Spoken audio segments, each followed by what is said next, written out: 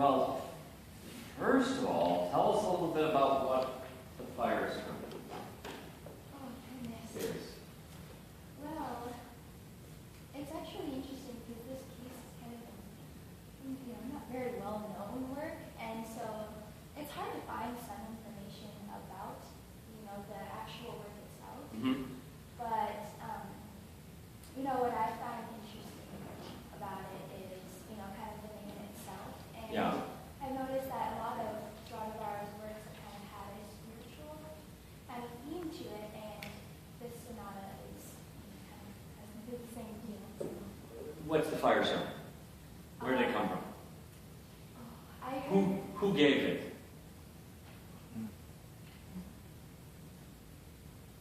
Yoga girl?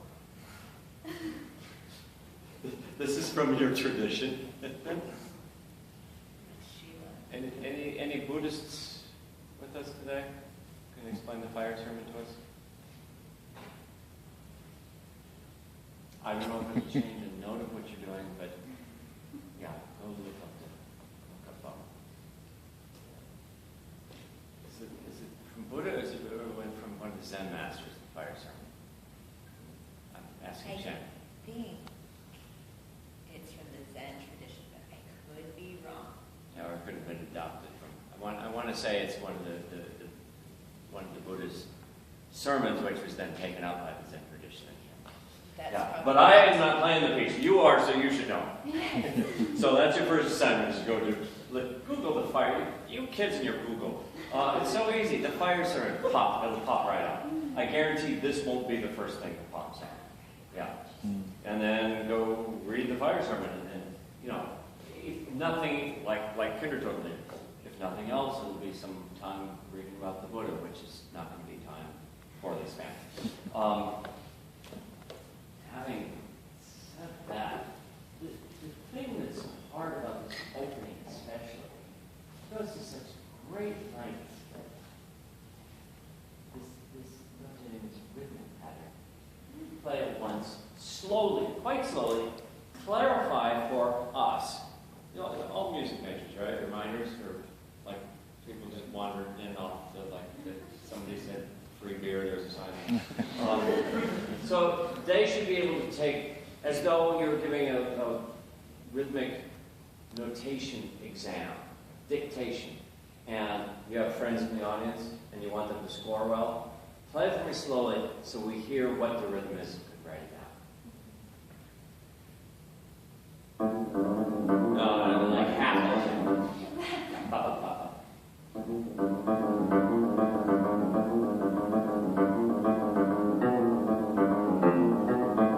That's better. Can you give me a little bit more of play the left hand alone in perfectly tempo? Not in tempo, but in rhythm.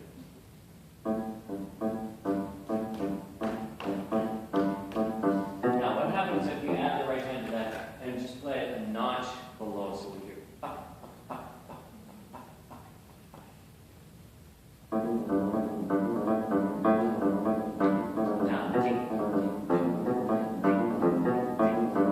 what you're doing right now, I think, is actually closer to what seems to be in the composer's mind. Because now I'm hearing. Try and do that faster. Not necessarily at the tempo you had it originally, which from one moment is a little on the fast side, but faster so we can really study.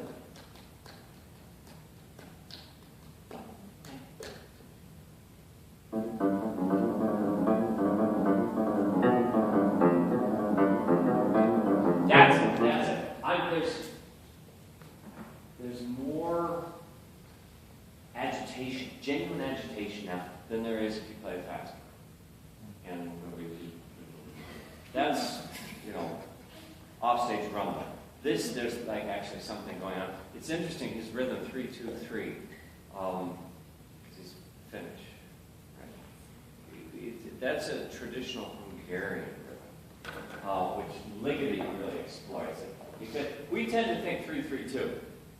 Tick, tick, bop, bop, bop, bop, tick. 1, 2, 1, 2, 1, 1, 2, 1.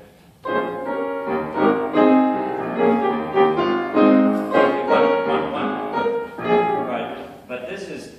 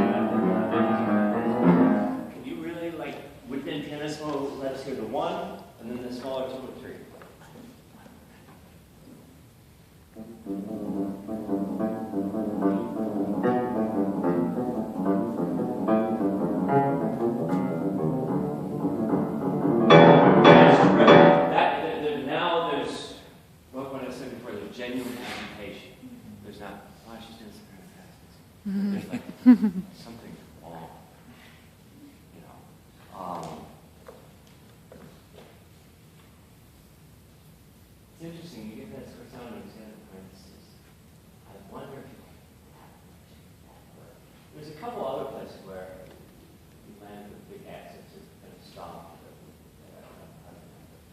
You know what, Big? Start from the top and let me hear you. I'm just going to listen to play. One technical thing. Let go. Here.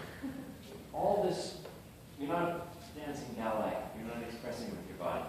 And anything that comes up there is pointing away from here. I won't get into a whole technical. Try to keep it all pointing is to make the keys go down, not the shoulders go up. Let it go. You trust your fingers. Try it. I'll explain it.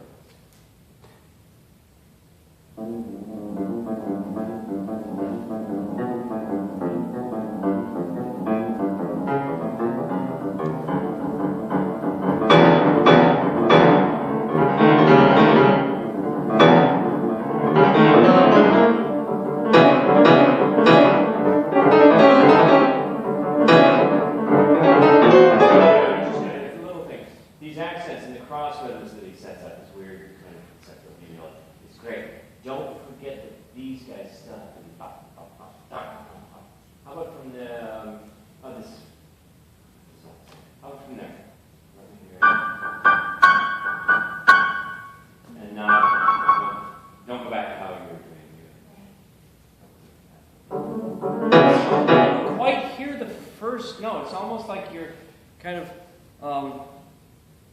like you I don't know the words there, like you entered kind of like, oh, hello, you know, rather than first time.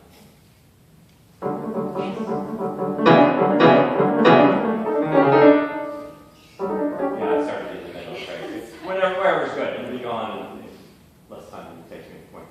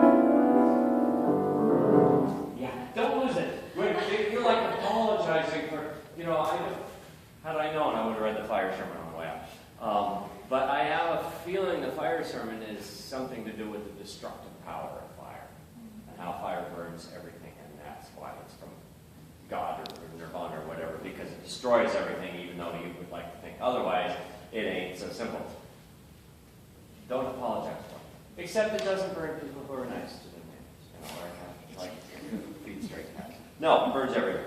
No, try it. I'm making this up. Whole cloth. But try just insisting. And do it with the pedal and the dynamics, but don't.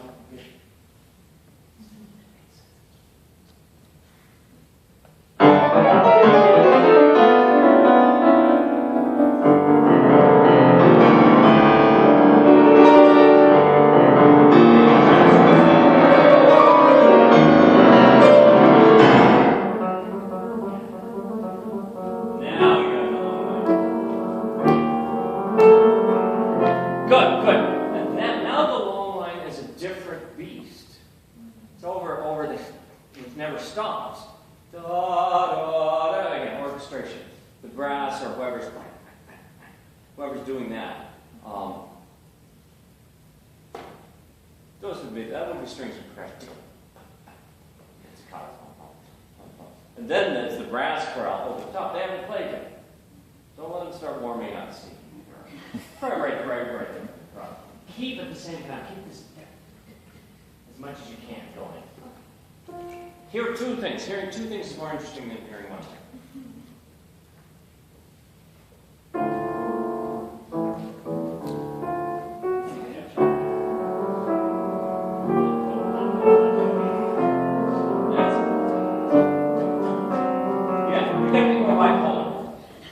Part of you, play the middle part, the interior stuff. Just the Right. Keep that up. Not just play the crowd, just alone. Let it sing.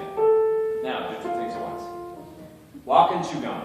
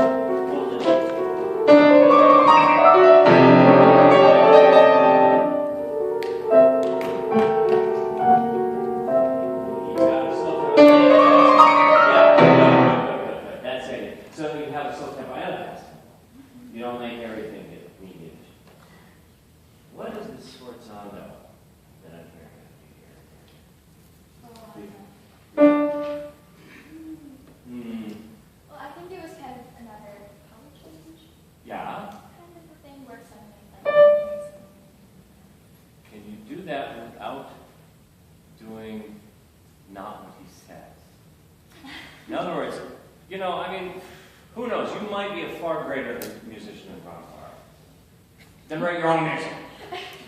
He has indeed bum bum bum bum bum. He doesn't have a bang there. He's got bangs elsewhere, but he has an explosion there, but not a bang. Wow! Try that. See if you can make that happen. Where is a good place to start? And so that there's no accent there, and then there's the crescendo forte. On your forte, make sure you have two vocals above. Try it. Try it without a bang.